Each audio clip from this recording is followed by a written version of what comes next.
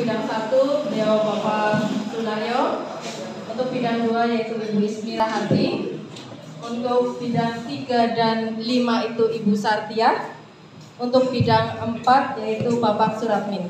Untuk pertama yaitu pada beliau Bapak Sunaryo, disilakan. Terima kasih waktu yang diberikan.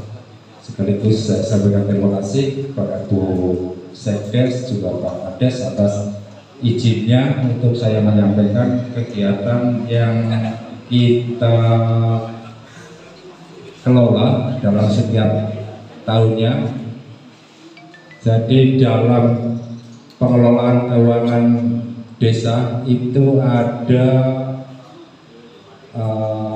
petugas yang menangani masing-masing bidang.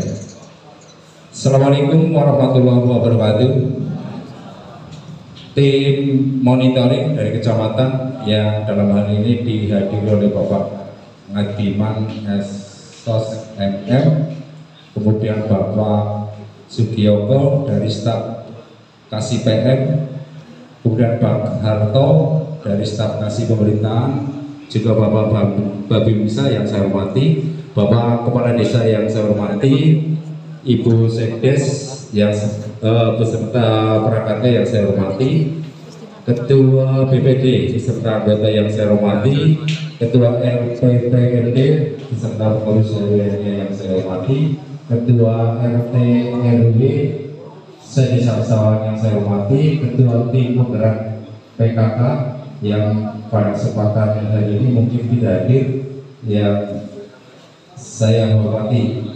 Langsung saja, terima kasih sekali lagi atas kesempatan yang diberikan oleh Bapak Kades dan Ibu Sekdes untuk saya yang tergabung dalam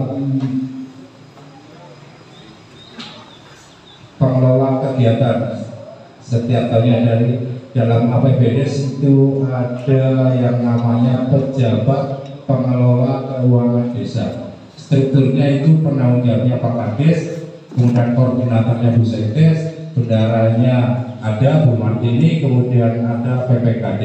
PPKD yang menangani masing-masing bidang, termasuk saya di bidang 1 penyelenggaraan pemerintahan desa, kemudian yang kedua nanti Bu Ismi di bidang 2 pelaksanaan pembangunan desa, kemudian bidang 3 pembinaan kemasyarakatan oleh Bu Sartia, kemudian bidang yang keempat pemberdayaan masyarakat Bu Martini, kemudian bidang yang kelima penanggulangan bencana darurat dan mendesak tingkat desa itu oleh Bapak. Langsung saja Pak, di bidang penyelenggaraan pemerintah desa yang saya tangani itu untuk RKPD tahun 2023 ada 25 item. Ini sudah berjalan setiap tahun seperti itu. Yang pertama itu penyediaan penghasilan tetap dan tunjangan kepala desa itu 44 juta, itu sumber dananya dari ADD. Kemudian yang kedua penyediaan penghasilan tetap dan tunjangan perangkat desa itu 484, sumber dananya masih sama dari ADD. Kemudian yang ketiga penyediaan jaminan ketenagakerjaan bagi pemerintah desa itu 3.420.000 rupiah dari sumber dananya dari BAP bagi hasil pajak. Kemudian yang keempat penyediaan operasional pemerintah desa, ini untuk ATK, WiFi, kemudian ada listrik dan sebagainya, itu sejumlah 77.518.000 rupiah. Sumber dananya dari ADD, BHP, DD dan pendapatan asli desa. Kemudian yang kelima penyediaan tunjangan BPD itu senilai 19.200.000 rupiah. Itu sumber dananya dari BHP dan ADD. Kemudian yang keenam, tunjangan kepala desa yang berasal dari tanah pokok. Ini yang kadang-kadang menjadi sebuah pengertian nilai akan pendapatan desa terus dong apa karena ini bengkok dinilaikan dalam rupiah, kemudian kita keluarkan untuk tunjangan kepala desa itu nilainya 144 juta setiap tahunnya. Sumber dananya otomatis dari PAD. Kemudian yang ketujuh, tunjangan perangkat desa yang berasal dari tanah pokok. Ini nilainya cukup sudah pasti fantastis, besar 360 juta rupiah. Sumber dananya dari PAD. Kemudian sub bidang sarana dan prasarana pemerintah desa.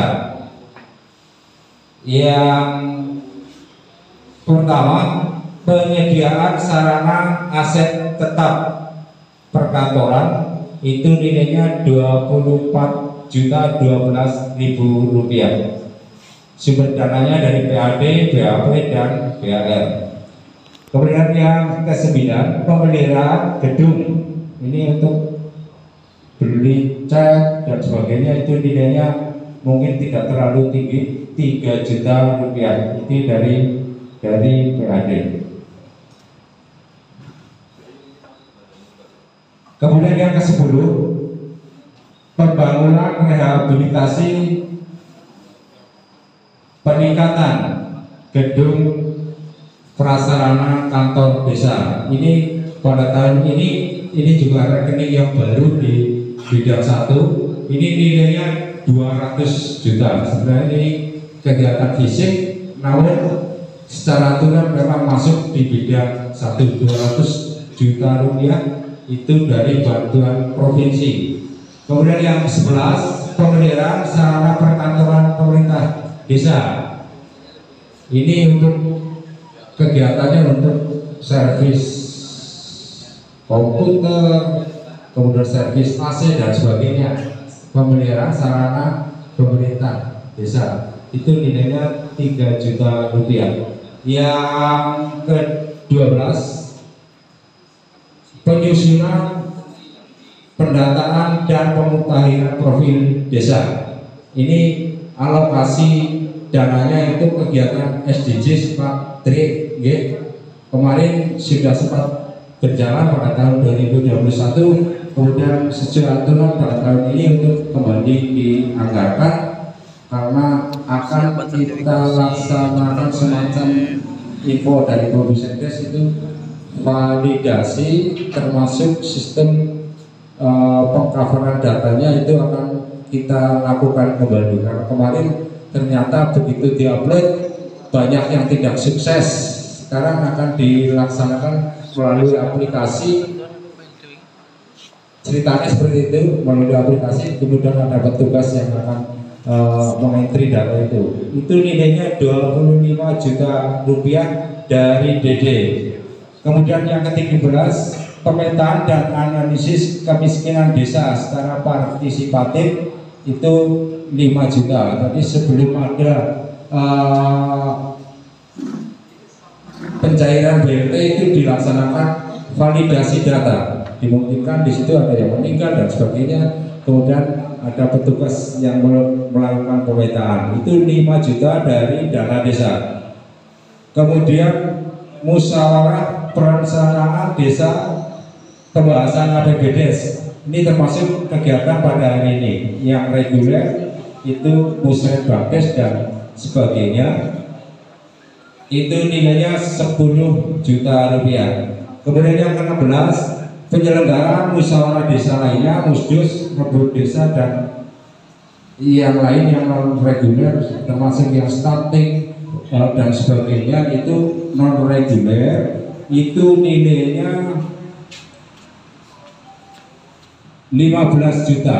Sumber dananya dari DD. Kemudian yang 17, penyusunan dokumen perencanaan desa RPJPS, RKPDes, termasuk yang pada kegiatan pada hari ini RKPDes itu nilainya 10 juta, sumber dananya dari dana desa. 18, penyusunan dokumen keuangan desa APBDes termasuk APBDes perubahan, LPJ dan sebagainya, itu nilainya 3 juta rupiah dari dana desa. Yang ke-20, pengembangan sistem informasi desa. Ini untuk kegiatan rencana itu untuk website desa. Itu termasuk perangkat alatnya, di situ ada komputer dan sebagainya, itu nilainya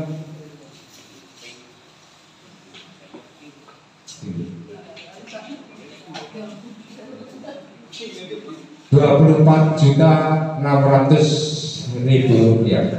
Kemudian penyusunan laporan kepala desa ini setiap tahunnya memang ada, itu nilainya 1.500.000. Keuangan desa, pajak bunga, biaya transfer, biaya clearing dan lain-lain itu 1.090.000 rupiah, sumber dananya dari lain-lain. Kemudian penerimaan tamu, kunjungan kerja dari dinas atau instansi milik pemerintah maupun bukan milik pemerintah. Ini sudah biasa ada kunjungan tamu setiap saat, itu pasti ada karena kegiatan monitoring dan sebagainya. Itu nilainya 10 juta rupiah dari PAD.